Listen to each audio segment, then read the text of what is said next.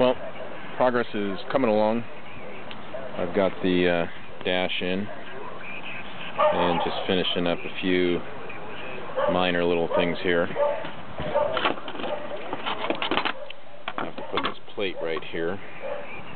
My pyro will go there. I'm still waiting on my mechanical gauges. I got the electrical gauges in. Got the digital attacks. Got the NavNet VX2. Got the new VHF. Got all new switches here. And just finishing up a couple switches here that were replaced out by an old 10 meter here. So it's coming along.